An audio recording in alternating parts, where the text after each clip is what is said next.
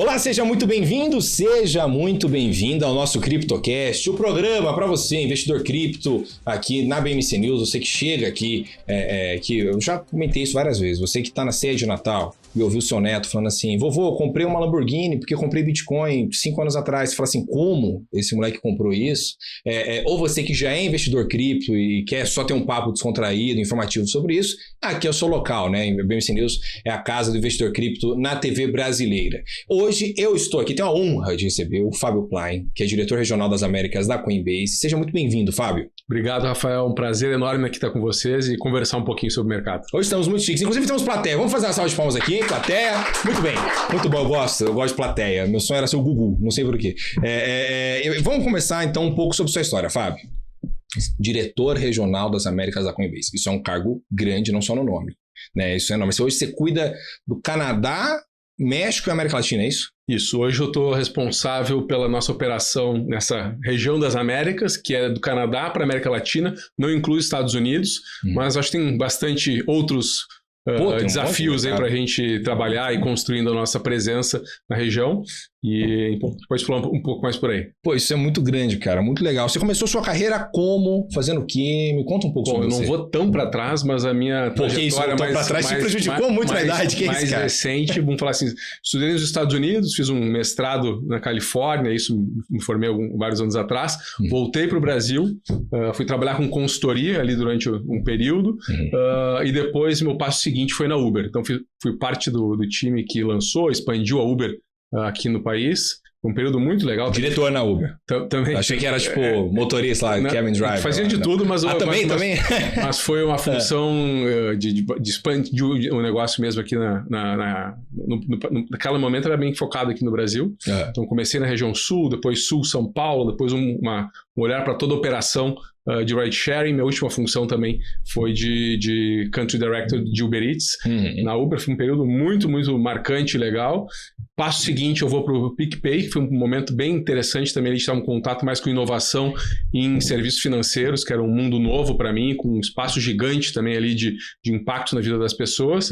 E desde 2022, então, tô aqui na Coinbase, ajudando a construir um pouco a nossa presença aqui na região. Tá feliz? Muito feliz, muito feliz. Acho que eu entrei na Coinbase em 22, você já acompanha o mercado cripto aí também há um tempo. Então eu entrei num mercado bull e transacionando para um bear. Então eu já tive ao longo desse período diversas experiências aí também, mas poder ver como a gente foi construindo a nossa presença aqui no Brasil, no Canadá, outros planos que a gente pode explorar também aqui na América Latina. E o crescimento que a gente vem tendo ao longo dessa jornada tem sido muito legal. Eu estou gostando muito da empresa, do mercado, de tudo isso. E aí, justamente isso é uma boa pergunta, que aqui a gente recebe dos mais variados personagens do mercado cripto. Então a gente já recebeu aqui pessoal que é analista, pessoal que é consultor, pessoal que é diretor, pessoal que é investidor há muito tempo. A gente, semana retrasada, a gente recebeu o Azul do Fusca, por exemplo, que minera Bitcoin. Então ele tem uma mineradora, ele trouxe aqui os maquinários e tudo mais. E é sempre um papo muito rico. E aí eu queria entender assim, você passou pela Uber, pela PicPay, fez um mestrado e tudo mais, os aprendizados nesse caminho. Porque uma coisa que eu vejo muito no mercado cripto, principalmente na área de management, né, na área de direção, gestão, é uma galera que veio de outros mercados e se adaptou para entrar no mercado cripto. Então, como é que você utilizou os aprendizados dessas empresas para hoje estar na direção? Ótimo. Acho que um grande momento de aprendizado para mim foi esse período da Uber. Então, imagina que eu fui parte de um time bem inicial aqui da chegada da empresa no Brasil. Naquela época que tinha todo aqueles enfrentamento dos taxistas contra todo mundo que estava envolvido, com motorista, com funcionário. Teve rixa, não? Entre táxi e Uber. Muita coisa disso. Até depois que eu saí, 5 anos depois, já era uma empresa que tinha 3 mil funcionários aqui. O país naquela época, o Brasil, ele era um dos 2 principais países da Uber no mundo, então tinha crescido muito, tinha mais de 1 milhão de motoristas, então fazia parte do dia a dia da vida das pessoas. Então um grande aprendizado para mim daquela época foi como tecnologia pode de fato mudar a vida das pessoas, assim.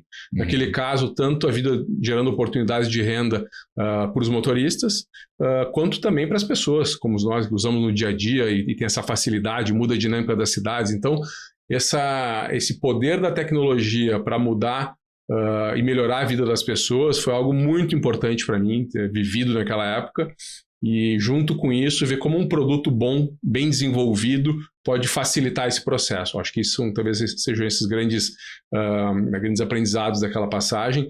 E depois, já quando eu tive no PicPay, foi um pouco dessa lente de entender o tamanho da oportunidade de melhorar serviços financeiros, de trazer inclusão social através de serviços financeiros também no Brasil. Então, o PicPay foi acho que foi até um precursor do Pix naquela época, tinha um serviço de transferência direta super eficiente, que depois veio o Pix, hoje em dia todo mundo usa, então acho que ele mostra um pouco também de como teve um papel de trazer e facilitar a vida das pessoas.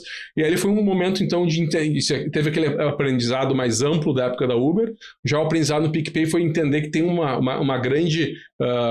grande caminho de oportunidade nesse setor aí como um todo de melhorar serviços financeiros para as pessoas. E o meu passo seguinte foi então pensar como é que eu combino essas duas coisas, que daí foi quando eu cheguei na Coinbase. Então já estava imaginando o que eu vislumbraria ali para os meus próximos 10 anos de trajetória. Então queria estar dentro de uma indústria com potencial de melhorar a vida das pessoas em escala global, e entendia que cripto era uma grande oportunidade para isso, assim. Então, somando um pouco dessas experiências, fez com que eu chegasse na Coinbase em 2022. Perfeito. E aí você falou sobre o mercado bull, né? Que para você que está em casa, eu gosto aqui de fazer aberturas para tradução. Você que está em casa, que não manja nada de investimento, você caiu aqui à toa, você estava almoçando e zapeando nos canais que eu aqui. Mercado bull. Inclusive, muito obrigado, pela sua audiência. Mercado bull. Isso é um mercado de touro. Ou seja, o touro, ele ataca de baixo para cima. Então, é um mercado de alta. E o mercado bear é igual ao ataque do urso, de cima para baixo. Então, é muito comum quando você vai nos bancos de investimentos, gestoras, analistas e tudo mais, ter lá na mesa, lá no cenário, um touro e um urso. E aí, eles dois brigando, porque são os dois movimentos do mercado. Eu gosto de fazer essa abertura de tradução, porque eu descobri esses dias que tem uma galera, todo dia que chega na BMC, que não manja nada de investimento, então tudo bem. O cara só quer aprender em algum momento. Então a gente vai fazendo essas aberturas de introdução. Vamos falar um pouquinho sobre esse mercado bull que você pegou, né? Então assim, 2022 até aqui, foram 3 anos, parece que foi pouca coisa, mas teve muita coisa nesse meio tempo aí. Teve crise, teve aí um momento de euforia e tudo mais. O que você aprendeu nesse meio tempo? O que você acha que o investidor cripto pode ter aprendido nesses 3 anos para conseguir enfrentar os próximos anos que estão vindo? Acho que a grande lição que eu tiro é de como esse mercado, assim, e vivendo ele no dia a dia, né? Uma coisa é estar acompanhando com o investidor, com uma parte dos teus investimentos, mas vivendo ele no dia a dia como um mercado, de fato, que ele trabalha por ondas de valorização, de redução, e isso faz parte do dia a dia. Então, entender como operar um negócio, crescer o negócio dentro dessas oscilações, talvez tenha sido um aprendizado imenso. Eu acho que eu nunca imaginei estar dentro de uma empresa, de um setor com tanta volatilidade. De fato, isso faz parte da nossa indústria. Isso implica também como é que a gente faz a gestão do nosso negócio. Aqueles momentos em que o mercado está mais positivo, também nos possibilita estar aparecendo mais, com mais ações também de promoção dos diferenciais da empresa, contatando, tendo mais interface também com os usuários. Então, acho que esse foi um aprendizado que a gente vem acompanhando o dia a dia. O nosso CEO e fundador sempre fala isso, que as coisas nunca estão tão boas ou tão ruins assim também. E tem uma visão de longo prazo dentro disso. E essa visão de longo prazo da Coinbase é, de fato, através de cripto, trazer mais liberdade econômica para 1 bilhão de pessoas no mundo. Isso não vai ser num ciclo do mercado que a gente vai atingir. Eu acho que o importante é cada um desses ciclos, seja de alta ou de baixa, a gente está construindo, melhorando a tecnologia para que cada vez mais pessoas possam estar adotando as nossas soluções, as soluções do mercado, para ter benefícios com isso. Então, acho que esse tem sido um dos grandes aprendizados até agora. E também, já trazendo um pouco do que eu vivi nesse primeiro ano. Então, imagina estar num primeiro ano com o desafio de lançar o Brasil aqui também, num mercado que estava muito contraído ali em 2022, com toda uma série de crises também. Mas foi muito, muito legal de ver a convicção da Coinbase em lançar um mercado como o país, como o Brasil, naquele momento em que talvez eu estava vendo até outras empresas saindo de outras participações, de outros mercados importantes internacionais. Eu acho que mostra um pouco dessa convicção de ampliar a nossa presença internacionalmente e o Brasil tendo um papel fundamental dentro dessa visão mais de médio e longo prazo, de estar presente em cada vez mais países e impactando até 1 bilhão de pessoas em algum momento. A galera tem recebido bem vocês aqui no Brasil? Como é que tem sido essa adesão? Ou ainda é um desafio? Eu acho que muito bem, assim, eu acho que tem sido uma chegada que a gente vê, claro que a gente tem um grande caminho nosso, talvez trazendo as oportunidades e desafios, uma grande oportunidade que as pessoas, quem está mais dentro desse universo de cripto há mais tempo, conhece a marca da Coinbase, entende que é a empresa líder nos Estados Unidos, listada na Nasdaq, então tem todo esse histórico da credibilidade que a gente tem de ser empresa líder nos Estados Unidos. Então tem um nicho assim, que já conhece sobre isso. O nosso grande desafio é fazer com que mais pessoas também conheçam sobre essa trajetória. Então acho que isso que a gente tem investido cada vez mais em ações que, para tanto aquela pessoa que já está em cripto, mas conhece pouco da gente, entenda mais esses diferenciais de segurança, confiabilidade, qualidade do produto, quanto também para aquelas pessoas que ainda não estão dentro da indústria, que escolham também a gente como a opção mais segura de iniciar esse processo. Você falou um pouco, deu esse bom exemplo de explicar o que é o bull market, o bear market. Eu acho que tem muito desse trabalho que todo mundo que está envolvido dentro do setor cabe fazer também, que é de ter essa educação financeira, mas também mais específica dentro do que cabe à nossa indústria também. Então, acho que isso é um papel importante nosso. Até porque é um passo além, não? Porque hoje o Brasil ainda luta muito para que as pessoas tenham educação financeira básica, né? Organizar o salário, reserva de emergência, investimento e tudo mais. E aí sempre é uma coisa que eu fico pensando aqui no CryptoCast. Como é que é o desafio dessas empresas de conseguirem se colocar como uma opção viável para o cara que está aprendendo agora a dividir o salário dele? Veja bem, isso é um erro nosso como o Brasil, né? A gente devia estar ensinando as crianças isso aí desde sempre, mas, enfim, por 1 zilhão de problemas no nosso sistema, isso não acontece. Então, você tem que meio que alfabetizar o cara com 30, 40 anos a como organizar o salário dele e por que cripto uma das opções dele de diversificação do patrimônio. Então, o que você acha disso? O que você acha que é o desafio para conseguir introduzir esse cara que ele tem entre 20 e 40 anos, não? É o cara do mercado aí. Eu acho que a gente, inclusive, teve uma pesquisa que a gente participou junto com a Paradigma Education, que inclusive vai ser divulgada hoje também, que mostra isso. Quando a gente pega usuários aí, a população de 16 a 24 anos, acho que o conhecimento sobre, já escutou falar sobre cripto, sobre Bitcoin, tem em torno de 80% aqui no Brasil. Se tu vê para aquela população já de 60 a mais, esse número cai para 30%.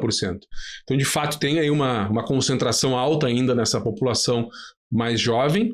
Então, acho que tem uma oportunidade dos dois lados, assim, também. Acho que tem, por mais que essa população conheça, mas acho que ainda tem um nível de conhecimento que pode avançar muito mais em termos de profundidade, sofisticação, como se expor, como avaliar risco. Então, acho que tem um avanço grande mesmo para quem já conhece de alguma forma. E acho que ainda mais para esse público que está um pouco mais distante hoje e que talvez precisa de destravar algumas questões que vão aproximar eles mais, né? Seja questões regulatórias, segurança, ou de ter mais educação através dos canais de comunicação que esse investidor está acostumado, seja através do seu assessor de investimento, por exemplo. Eu acho que tem uma trajetória muito legal pela frente, a gente seguir construindo esse caminho de educação e trazer mais conhecimento das pessoas sobre isso. Perfeito. Para um rápido intervalo e na volta tem muito mais CryptoCast aqui na tela da BMC News. Fique por aí.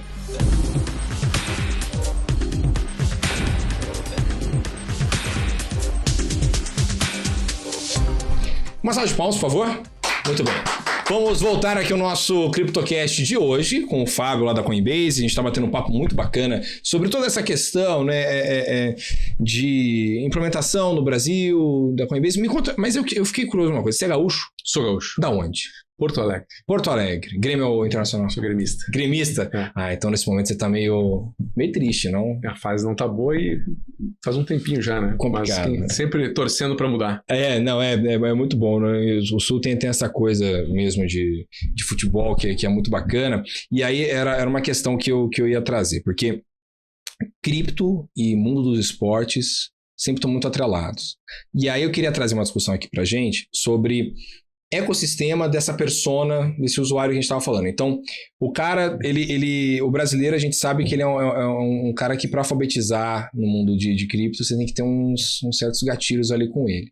O quanto que você acha que esse ecossistema da pessoa, a Coinbase tem que estar meio que inserida para meio que ser um parceiro do cara, ao invés de ser Oi, nós somos o principal da sua vida, entendeu? Tipo, não somos o principal, nós somos o cara que tá junto com você, pra onde você esteja, tá tudo bem. Você acha que tem uma questão dessa de você conseguir implementar a marca da Coinbase em coisas do dia a dia do cara, igual, por exemplo, esporte, cultura e tudo mais?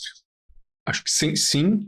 E onde a gente tem focado mais dentro dessa construção, tem um programa nosso que chama Aprenda e Ganhe. E esse programa, acho que a gente distribui em torno de 100 milhões de reais em valor assim para o usuário completar algumas tarefas de aprendizado de cripto e com isso também ganhar essas recompensas enquanto vai aprendendo e avançando sobre alguns conhecimentos básicos de algumas redes específicas. Isso impactou mais de 850 mil usuários, então foi um número muito grande. Nossa. Então isso mostra assim como tem uma dentro dessa jornada de aprendizado, pode ter maneiras da gente tá junto também e podendo estar participando desse início. Outras formas que a gente acaba também fazendo, passa muito também, acho que por um trabalho de educação. A gente fez recentemente uma parceria com a Liberta Investimento. Dois dos sócios da Liberta, que são o Fernando Urich e o Stormer, então são pessoas muito conhecidas também dentro desse cenário de análise financeira. Já vieram nos programas, inclusive, um beijo pro Urich e pro Stormer, já vieram nos programas há um tempinho atrás, mas já vieram já várias vezes, são dois fofos, inclusive, eu adoro então, eles. São pessoas super respeitadas e geram muito conhecimento também sobre economia como um todo, investimentos, e que se tornaram embaixadores da Coinbase também aqui no Brasil. Então a gente tem uma parceria que busca também, à medida que as pessoas estão buscando conhecimento com fontes também aí confiáveis, a gente poder também estar junto dentro desses parceiros. Então a gente tem bastante desse trabalho de estar próximo. Não é muito a nossa estratégia, isso aqui na região, por exemplo, tá fazendo patrocínio no esporte, na camisa do clube. A gente não acredita que esse seja o melhor investimento que a gente tem para fazer. A gente acredita em muito mais coisas que vão de fato gerar valor na experiência do usuário com a indústria, com cripto, de preferência que a gente possa contribuir para esse processo de educação e aprendizado deles também. Então, muitas vezes do nosso orçamento a gente acaba colocando uma parte mais significativa nesse tipo de ação, mas é uma escolha aí, obviamente que... Eu trouxe isso aí justamente porque uma coisa que eu tava pensando, eu sou fascinado por basquete, eu adoro NBA. E eu tava pensando aqui, eu falei, você tava falando, a Coinbase é a maior dos Estados Unidos, e eu tava pensando, a Coinbase eu acho que é a única corretora que eu conheço cripto que não patrocina nenhum dos ginásios. Né? Porque você tem vários ginásios lá e tal. Eu pensei, por que será? Será que é uma estratégia de meio que... Nós não queremos, estaria, é isso? É meio que uma lógica de entende... Na verdade, nos Estados Unidos a gente tem um patrocínio da NBA, mas é claro, o modelo de patrocínio pode ser tanto com alguns clubes, com as arenas, ou com a liga. Então a gente tem um patrocínio com a liga e tem alguns clubes que a gente é patrocinador, que tem uma presença em estádio assim também. Então tem agora... Dois que me vem à cabeça, um é o Golden State Warriors. Na verdade, vocês estão com o Golden State. Golden State. Minha. E o outro é o Los Angeles Clippers, a gente tem uma parceria também. Então isso tem essa frente, tem outros mercados aí pelo mundo também, acho que a gente já teve parcerias na Alemanha, por exemplo, com com o Borussia Dortmund. A gente teve uma outra parceria com o esporte recente muito legal, que acho que a gente está bem feliz de anunciar, que é na Fórmula 1 com a Aston Martin. Então, a partir do circuito desse ano, então, vai ter também a nossa marca, uma série de ativações que a gente espera trazer também isso para esse ano, quando vai ter o GP aqui em São Paulo. E você vai convidar, né? Você vai convidar para conversar lá com o pessoal da Aston Martin e tal, tirar uma foto do bonezinho. É uma oportunidade única aí pra gente. Então tem sim uma aproximação nossa, mas acho que sempre muito dentro de cada contexto dos países aí também. Então, porque, tipo, bem pensado. Eu não tinha lembrado do Warriors. É porque eu sou torcedor do Boston Celtics, então o Warriors pra mim eu tento apagar da minha cabeça quando eu posso, porque já me causou traumas, já dormi mal algumas noites. Então é meio complicado. Mas aí, então essa é uma questão. Então, pro público brasileiro, que vocês não estão muito focados em investir em esporte, é isso? Por enquanto não tem sido um pilar nosso, assim, a gente tem focado muito mais nessa parte de educação financeira, proximidade com esses embaixadores de marca. A gente fez uma ação bem legal aí também no ano passado, uma campanha que a gente chamou de Pense Crypto, Pense Coinbase, uma ativação nos principais aeroportos do país. Esse ano a gente está programando também mais ações de marca, mas para o esporte específico, assim, a gente ainda não tem nada assim definido que a gente vai fazer esse ano. Fora, tem algumas possibilidades de ativação com a Fórmula 1, que eu acho que vai ser bem legal com a Aston Martin. Eu acho que tem uma plataforma aí acho que global, mas que vai ter uma presença interessante aqui no Brasil também. Não, a Fórmula 1 é maneiro demais, cara. É muito legal. Eu fui no GP do ano passado e realmente... E é muito louco o quanto que o mercado cripto está criando uma proximidade muito forte com Fórmula 1 e tudo mais. E aí, uma outra questão sobre os desafios da Coinbase, porque... Eu entendo, vocês são os maiores dos Estados Unidos e tudo mais, isso é inegável. Só que, aqui no Brasil, quando você pega, na Faria Lima mesmo, se você for em cada ponto de ônibus da Faria Lima, você vai ver um patrocínio de corretora diferente. Você tem, acho que umas 10 corretoras, sei lá, só que me vem à cabeça. Como é que vocês fazem para conseguir ser o diferencial para conquistar esse cara aqui no Brasil?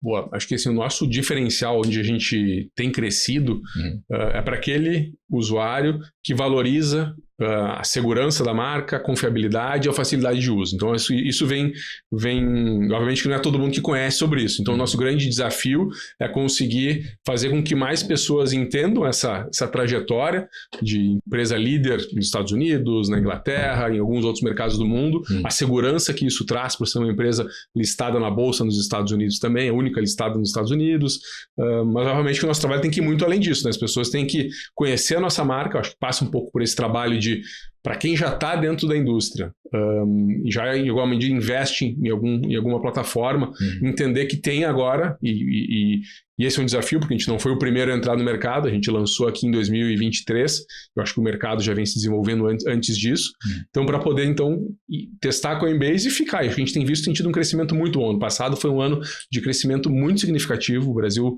teve, acho que principalmente no final ali de novembro, dezembro, janeiro, a gente foi o aplicativo de cripto mais baixado nas App Stores e principais Google Store também, em algum momento até entre os top 3 de finanças, então a gente tem visto assim, uma atração bem importante e que ajuda a responder a tua pergunta se os brasileiros estão gostando, né? Acho que a gente tem visto que sim, tem testado e tem ficado com a gente assim também, mas acho que tem uma grande outra oportunidade que, por mais que enxergue que o Brasil é um país que está desenvolvido em cripto, mas é tudo em termos relativos ainda. Assim. Também um outro dado da pesquisa com a Paradigm Education diz que 15% dos brasileiros já tiveram algum investimento em cripto, que é um número relevante, né?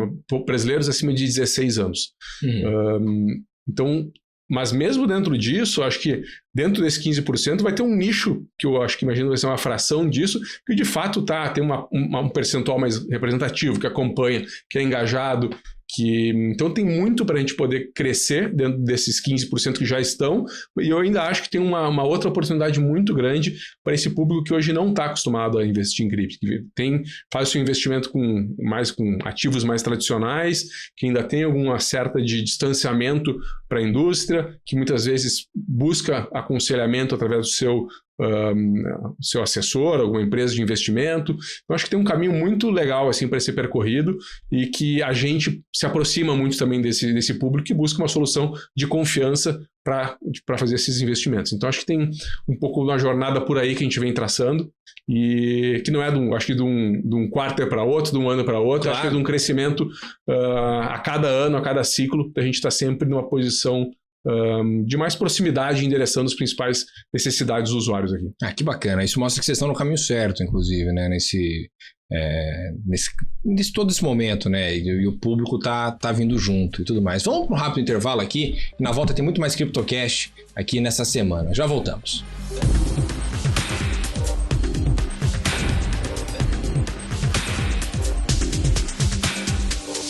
Bem-vindos de volta ao nosso CryptoCast dessa semana, um papo muito bacana com o Fábio da Coinbase. Fábio, a gente já falou aqui de assuntos leves. Falamos sobre esporte, sobre estratégia de pegar esse público do Brasil, sobre sua carreira e tudo mais. Agora vamos falar de assunto mais pesado, regulação. Porque, olhando para o mercado cripto no geral, você tem um momento muito interessante. Eu estou nesse mercado desde 2018, falando de acompanhar o mercado. E cripto, eu sempre brinco, a cripto nasceu para ser o antissistema, só que agora ela ficou tão atraente que o sistema quer ser cripto. Então, você tem governantes que criam suas próprias criptos, você tem os países querendo regulamentar e tudo mais.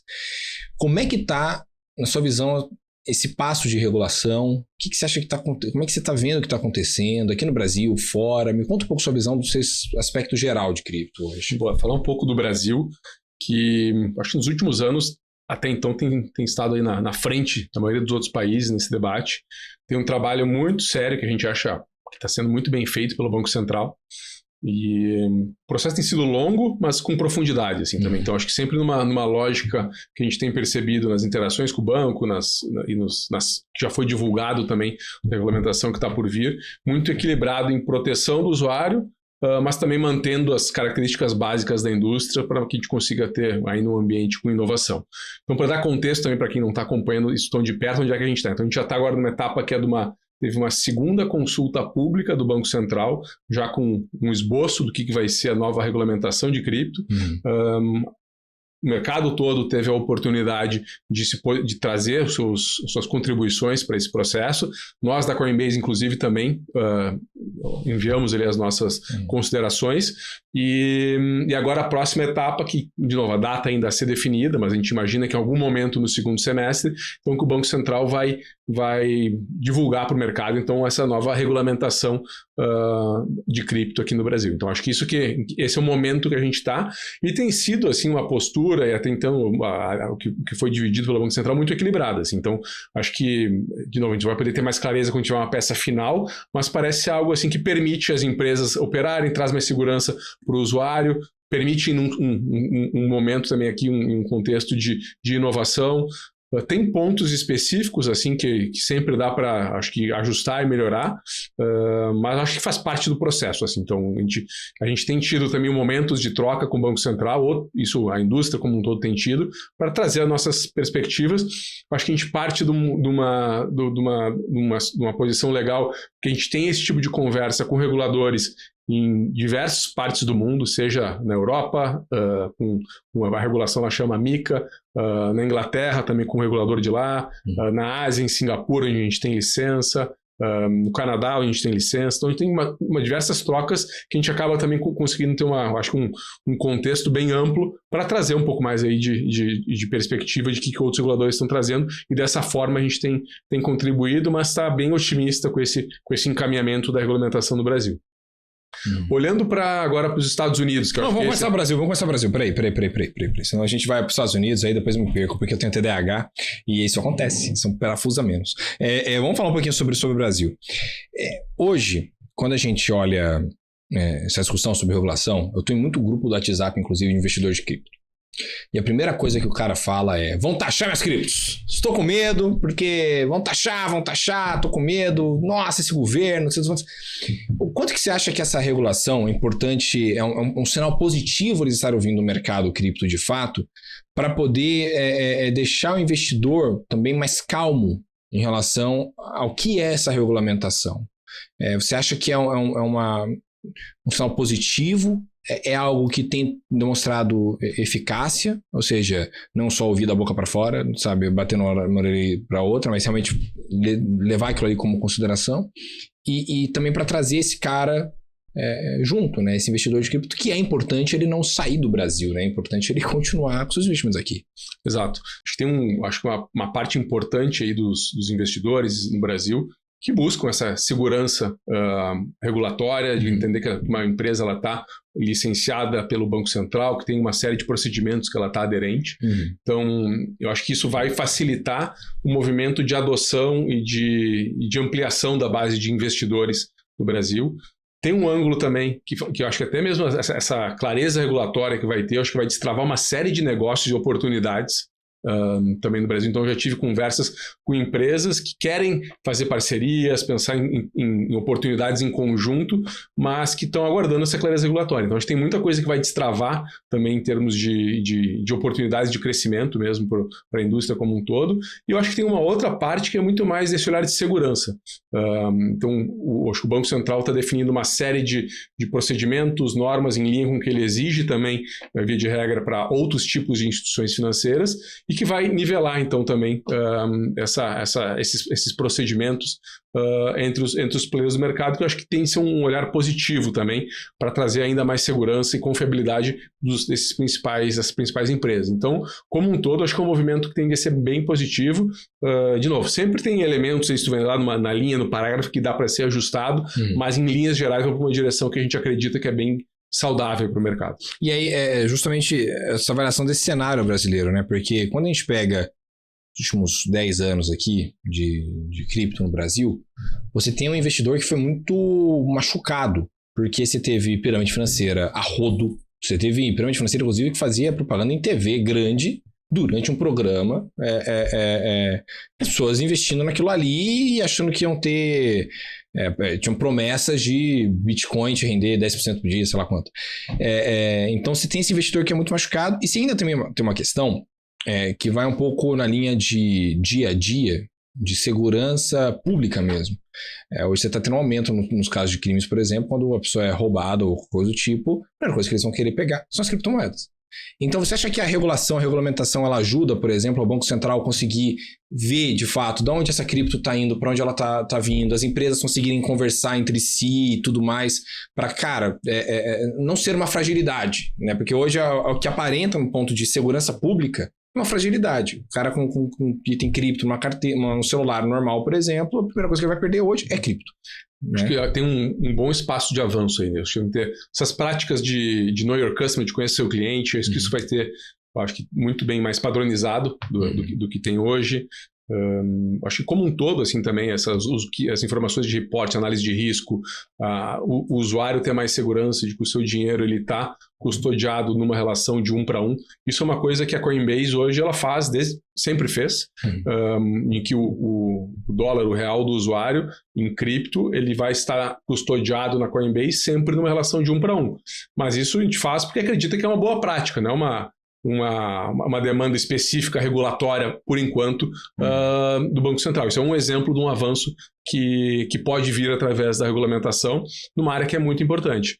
Então, tem uma série de áreas como essas que eu acho que vão trazer mais essa segurança que você está falando. E como um todo, eu acho que o grande benefício disso, eu fico imaginando assim também, eu acho que um exemplo parecido, não regulatório, mas de como trazer mais segurança dentro de um perfil de usuário, isso pode ajudar também a adoção. Então, lá nos Estados Unidos, a gente é a custodiante dos ETFs que foram aprovados aí no início do ano passado de Bitcoin e de Ethereum, e que são distribuídos por grandes agentes aí, BlackRock, Vanguard, etc. Então, assim, qual é o grande movimento disso? Assim, começa a ter uma entrada de capital institucional na indústria. Mas eu acho que isso por si só parece legal, mas o que eu acho mais interessante a partir desse movimento é a cadeia, voltando lá para o nosso tópico de educação que isso acaba gerando, né? Então, para um player como o BlackRock promover esse produto, ele tem que ter a equipe de comercial dele que promove esses produtos, ela tem que estar bem educada sobre cripto. Para estar bem educada, a pessoa tem que estudar, e normalmente quando estuda, ela acaba entendendo mais e vendo os benefícios, e eu acho que normalmente tendo uma visão favorável. Então a gente ganha mais advogados aí dentro desse processo, que depois tem que entrar em contato e com seus clientes, e começa a ter uma troca de educação, que depois essa pessoa começa a aprender mais também. Então acho que se torna um ciclo virtuoso dentro de um processo como esse, e que eu acredito que a regulamentação ela traz uma camada de segurança, mais confiabilidade, que acelera ciclos como esse também, no caso do Brasil, mas também pode ser o mesmo caso nos Estados Unidos. E aí deixa, inclusive, de pregar para convertido, né? Porque hoje é um problema quando a gente fala nas corretoras e tudo mais, que ela está convencendo o cara que já está no mercado. Tudo bem, esse cara vai ser convencido e tudo mais, mas você tem 200 milhões de pessoas no Brasil, por exemplo, entendeu? Quando a gente fala de pessoas em bolsa, já é um número extremo, não é nem 20% do Brasil, nem 50% do Brasil igual para os Estados Unidos. Então, esse espaço todo, ele ajuda muito, né, vocês a conseguir sair do pregar para convertido, né, já falar com pessoas um pouco além, né, o cara que, investe só em renda fixa, aí já é maior. Aí você pega o cara que só investe em poupança, por exemplo, que não é investimento, mas na cabeça dele é investimento. Então aí você consegue trabalhar um pouco melhor isso, não? Sem dúvida, eu acho que esse é um pouco desse efeito, que eu acho, de novo, não é de uma hora para outra, acho que é por ondas, muitas vezes é incremental esse processo de avanço, mas acho que, voltando para o ponto da regulamentação, acho que ela traz essa estabilidade e mais confiança, não só para o investidor, mas para outras camadas que acabam influenciando também a tomada de decisão desse investidor. Tá certo, vamos para um rápido intervalo aqui no nosso CryptoCast e na volta muito mais aqui na BMC News.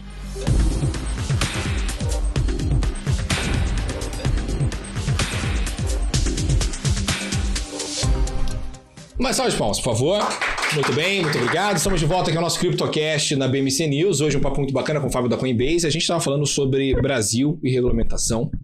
E aí, antes de a gente entrar nos Estados Unidos e tudo mais, a gente tem um ponto hoje que os governantes estão soltando suas criptomoedas, por exemplo. Como é que você avalia esse cenário, por exemplo, de líderes políticos estarem tão imersos com cripto, que eles soltam a própria cripto deles e falam tão abertamente sobre cripto, e aí, por exemplo, o nome de uma das secretarias do governo Trump é Doge e tudo mais. Então, como é que você avalia tudo isso? É bom, é ruim? Como é que é isso? Acho que, de novo, dá para filtrar bastante. Assim, no geral, o que a gente tem percebido, acho que dando esse marco da eleição dos Estados Unidos ali em novembro, foi uma eleição com muito avanço para a indústria. Assim, acho que tanto olhando mais para a base do Congresso, acho que tanto democratas e republicanos foram eleitos com postura favorável para a cripto. Então, hoje já existe uma maioria pró-cripto no Congresso dos Estados Unidos. Então, esse foi um avanço muito importante que nos dá bastante otimismo, assim, olhando para frente com os avanços que a indústria pode ter.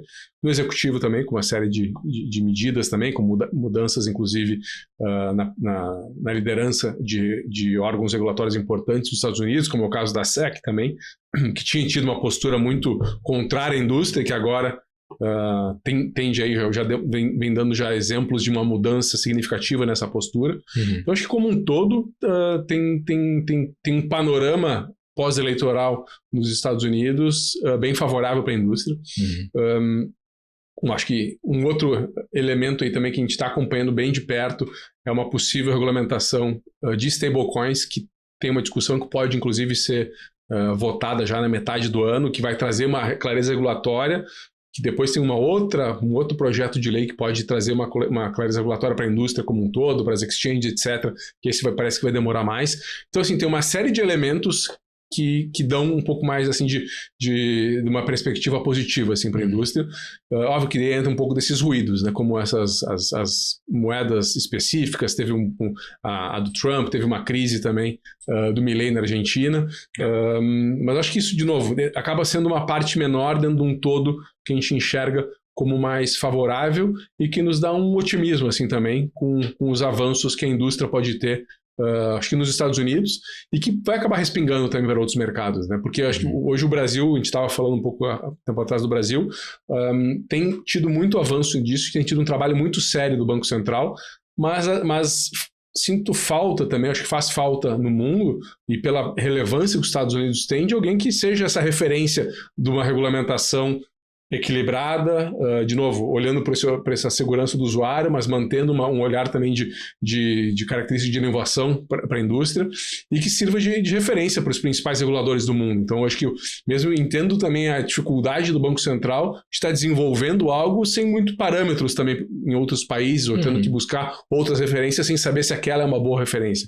Então, acho que uma regulamentação saindo nos Estados Unidos, ela pode sim ter um efeito residual em diversos outros lugares do mundo, inclusive em países que estão bem avançados com uma regulamentação positiva, como é o caso do Brasil. Então, a gente vê com bastante bons olhos assim, esses próximos passos que estão por vir. E aí, inclusive, né, porque você é o chefão da América Latina, Canadá e tudo mais. Então, Brasil, estamos bem. Aparentemente, estamos na frente, mas o Brasil também está na frente de um monte de lugar. Né? E agora, em relação aos outros países aqui da América Latina, como é que está a situação? Por exemplo, a Argentina, que a gente acabou de comentar, Milei e tudo mais, está uma crise econômica e tudo mais, mas ele é um cara mais liberal e tal. Como é que está toda essa situação? O Brasil, de fato, é um país que está, colocaria na vanguarda assim, desses estudos e avanços regulatórios de cripto, do que a gente tem até o momento. Ainda falta ter a regulamentação, então tudo que eu estou trazendo em relação ao Brasil é das conversas, é do processo como tem sido conduzido. Obviamente que a gente está ansioso aguardando a regulamentação final aqui do país.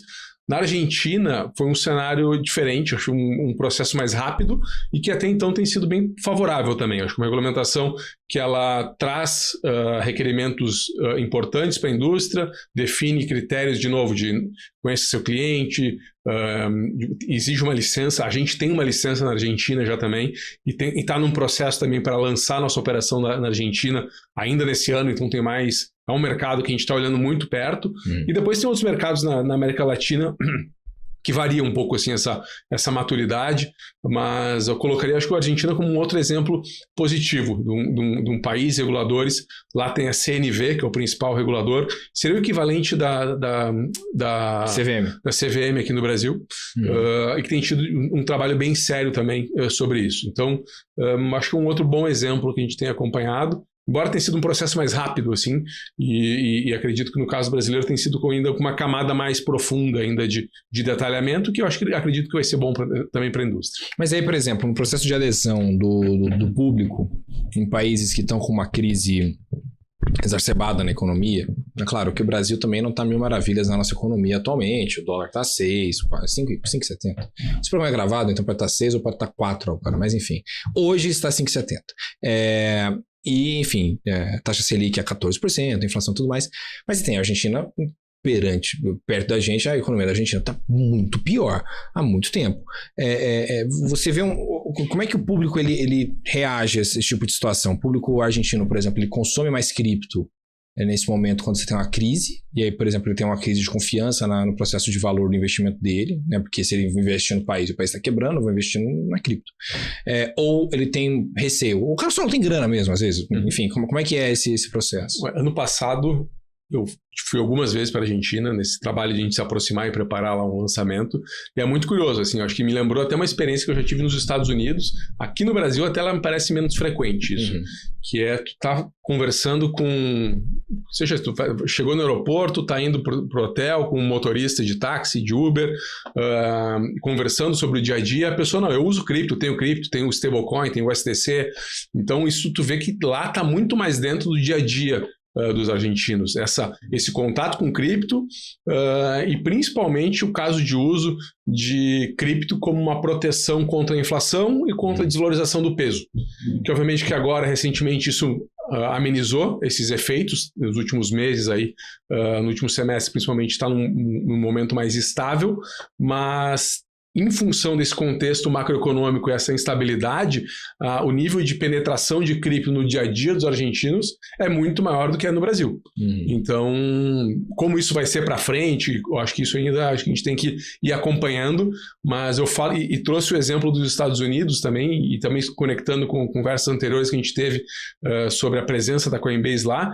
Muitas vezes tu chega nos Estados Unidos e eu vou participar de algum evento da empresa lá, algum encontro, e chega na imigração e a pessoa está fazendo fazer o que aqui, qual empresa trabalha, falo que é da Coinbase, via de regra, Coinbase, sou cliente da Coinbase, como é que tá vendo o mercado? Então tem um nível de conhecimento sobre a indústria e sobre, no nosso caso, da nossa marca, que é muito legal de ver também e que mostra também a oportunidade adiante que a gente tem no Brasil para avançar, embora eu acho que tem um bom nível de penetração, quando a gente compara com alguns outros mercados pontuais, dá para ver que tem um caminho pela frente para a gente avançar ainda mais. Onde desses aí, pergunta capciosa, hein?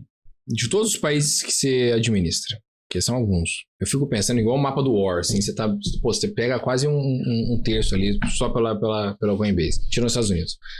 Destes, qual hoje é o mais difícil de você conseguir fazer com que o público ali tenha uma adesão? Qual que é o trabalho mais complexo hoje de conseguir lidar, tal, Acho que são desafios diferentes que a gente tem, assim, no Canadá, por exemplo, que é um pouco mais distante do nosso dia a dia, mas que eu acabo também atuando, é um mercado que, obviamente, que tem uma população menor, mas tem uma proximidade com a nossa marca muito grande. Então, a Coinbase, por ser uma líder nos Estados Unidos e uma presença muito consolidada, isso acaba respingando muito fácil no Canadá. Então, lá a gente tem, acho que, um crescimento mais natural.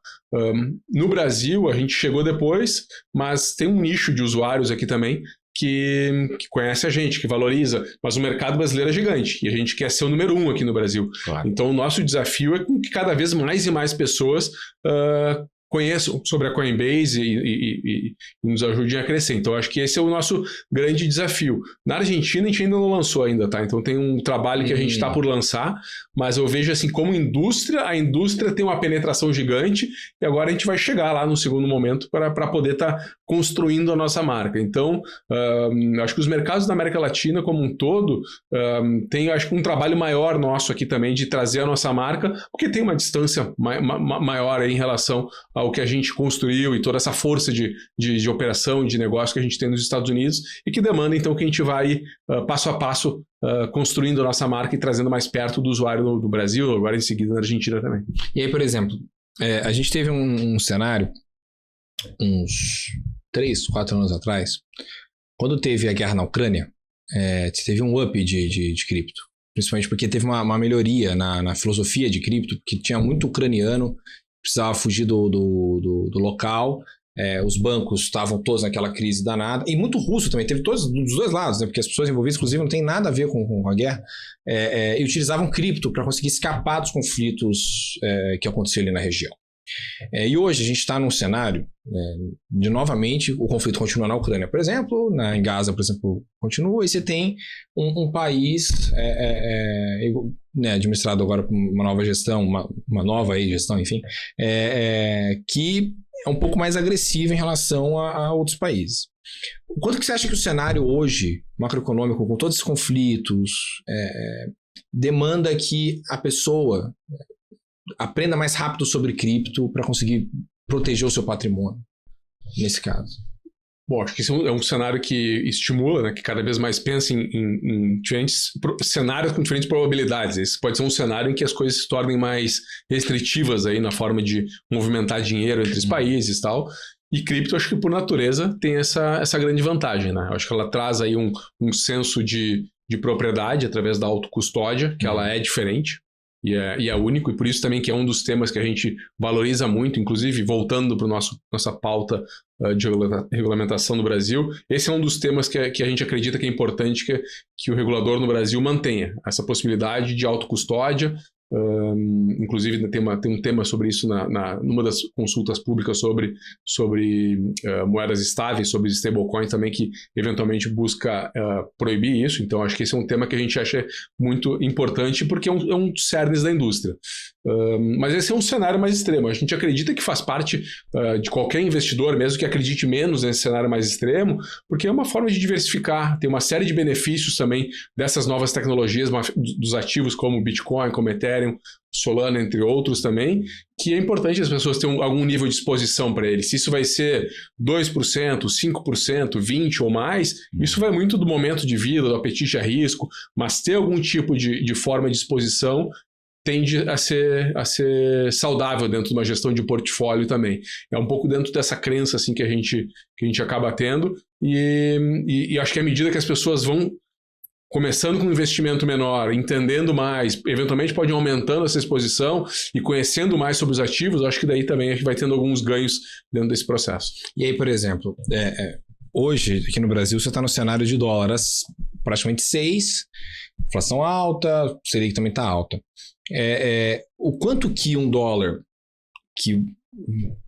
alto, no caso, ele facilita ou prejudica o trabalho de adesão ao investidor? Eu imagino que ele deve dar uma facilitada porque o cara vai ganhar em dólar. Ao mesmo tempo que se o dólar abaixar, que é o que a gente reza para que aconteça, porque está muito alto, o cara, em teoria, perderia dinheiro. Então, como é que o dólar hoje ele é determinante para a adesão desse investidor? Acho que um dos casos de uso bem importantes que esse ano tem sido muito falado e tem crescido muito, e não só no Brasil, isso tem sido global, é o de moedas estáveis, stablecoins. A gente tem uma parceria com a gente tem uma sociedade com a Circle, que é a empresa que emite a USDC. Mas tem outras moedas aí também importantes. E nesses cenários de variação cambial, que a gente percebe ainda o reforço do caso de uso aqui no Brasil, outro exemplo da Argentina, de mais e mais usuários querendo ter algum tipo de proteção atrelada ao dólar. E daí o STC, o stablecoins, acaba sendo esse dólar digital que está sempre disponível, 24/7, que é lastreado também nessa relação de 1 para 1 do dólar também. Então tem uma série de benefícios também. No nosso caso, tem uma recompensa do usuário que ele investe R$1.000 no USDC e ainda tem um retorno equivalente a 4,5% de retorno em cima disso. Então tem retorno em cima desse dólar que a pessoa está investindo em parte do portfólio. Então tem uma série de benefícios que nesses momentos de maior oscilação tem uma procura maior por esse tipo de ativo. Então a gente tem visto que tem sido um ano muito importante para esse caso de uso, e daí avançando mais, acho que tem toda uma discussão de como utilizar mais stablecoins para remessas internacionais, né? Seja de empresas. Então esse tem sido um outro caso muito importante de uso aí, que tem crescido bastante, porque ele traz muito ganho de eficiência nessa movimentação entre países também, ou seja mesmo de pessoa para pessoa, naquele caso de remessas, né? Uma pessoa que mora nos Estados Unidos, tem família no Brasil, quer fazer esse envio. Esse é um outro caso de uso também que acaba tendo um ganho de eficiência bem significativo através dessa tecnologia. Tá certo. Fábio, queria muito agradecer sua presença aqui no nosso CryptoCast. Volte mais vezes, tá certo? Vamos voltar, só convidar. Tá certo. Boa sorte para a Coinbase, inclusive, aqui no Brasil, viu? Obrigado. Valeu, obrigado. E a você que nos acompanhou aqui no CryptoCast desta semana, muito obrigado pela sua presença. A gente volta na semana que vem com muito mais do mundo dos criptoativos. Para você aqui que sabe, a BMC News é a casa do investidor cripto na TV brasileira. Você nos acompanha nas redes sociais, bmc.news, né, em todo lado, TikTok, Twitter, LinkedIn. Fala uma rede social qualquer aí. LinkedIn, Instagram, X, Facebook, onde você quiser, a BMC está com você. Também tem portal, né, o www.bmcnews.com.br, com as notícias mais fresquinhas do mercado financeiro. Eu vou ficando por aqui, a gente se vê na semana que vem. Até mais, pessoal. Tchau, tchau!